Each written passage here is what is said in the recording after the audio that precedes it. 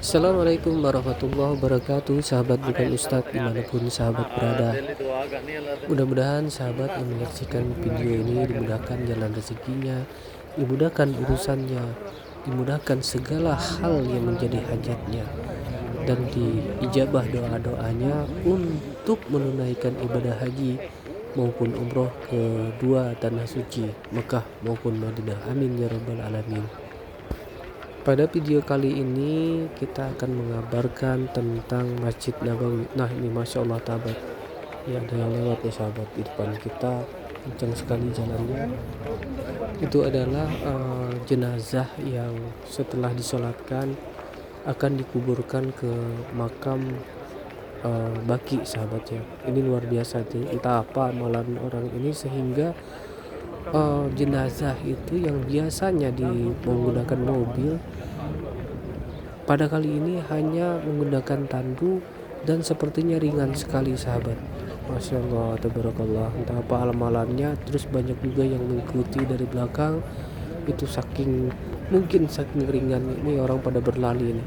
Nah, siapa dia? Masya Allah, mudah-mudahan amal ibadahnya diterima oleh Allah Subhanahu wa Ta'ala dan menjadi salah satu penghuni surga. Amin ya rabbal alamin ya sahabat ya.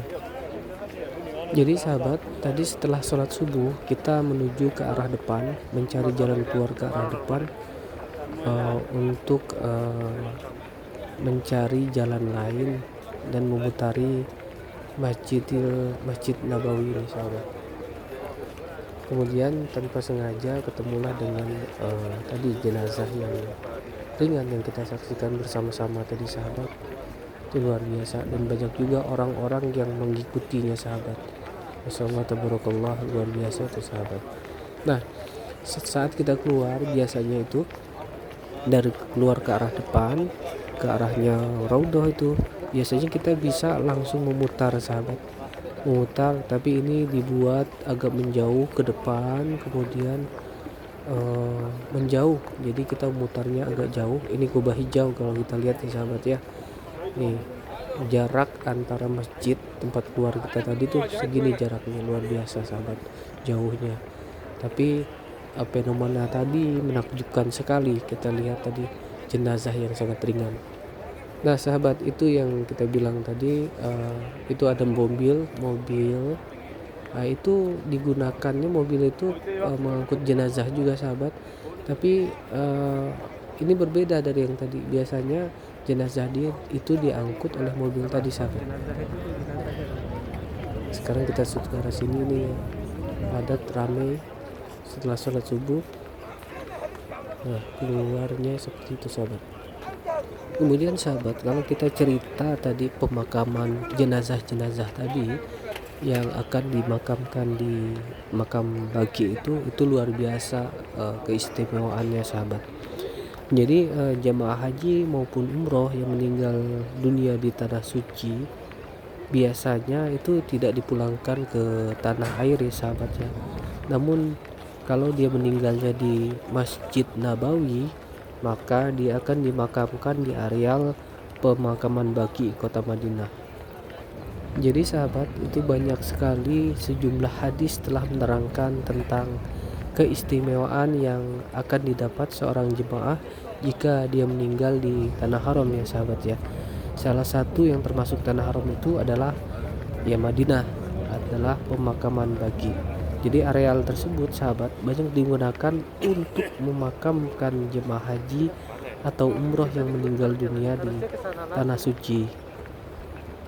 Dan di tempat jemaah yang meninggal dunia itu, jemaah umroh dan haji yang meninggal dunia sahabat, itu sahabat ada sekitar 10.000 sahabat dan keluarga Nabi Muhammad SAW dimakamkan di Baki sahabat, kecuali Khadijah radhiyallahu anha yang dimakamkannya di Ma'la atau Mekah.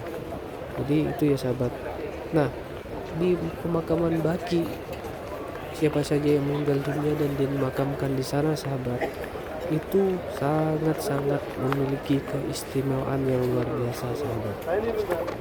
Jadi saking istimewanya sahabat, siapapun yang dimakamkan di Baqi itu, bahkan tidak sedikit dari jemaah yang berharap bisa meninggal dunia di Mekah lalu disolatkan di Masjid Nabawi, kemudian dimakamkan di pemakaman Baqi yang dekat Masjid Nabawi sahabat.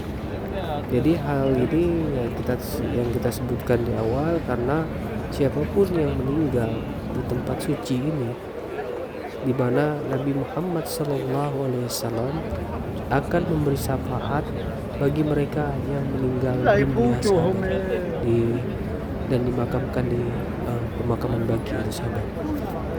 Sebagaimana dijelaskan dalam sebuah hadis, siapa saja di antara kalian yang dapat meninggal dunia di Madinah, maka hendaklah ia meninggal di Madinah, karena siapa saja yang meninggal di Madinah, maka aku akan menjadi saksi atau pemberi syafaat baginya pada hari kiamat. Namun demikian sahabat, jenazah yang meninggal dunia itu dimakamkan di pemakaman Baqi. Penandanya hanya ada batu yang menjadi penandanya. Sistem pemakaman di Baqi adalah saling menumpuk satu jenazah dan jenazah yang lain.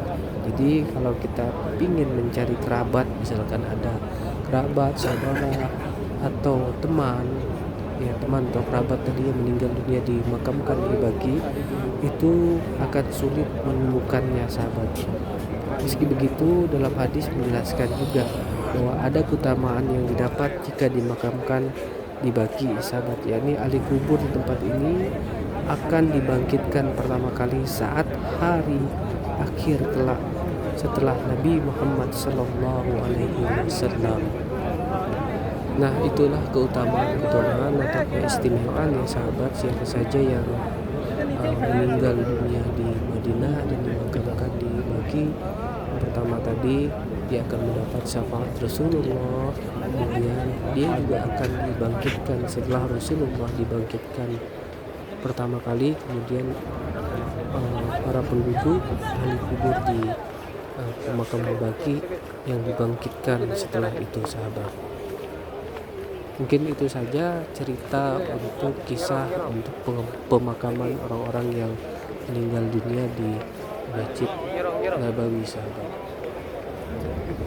Nah, sekarang posisinya kita akan menuju ke penginapan atau hotel.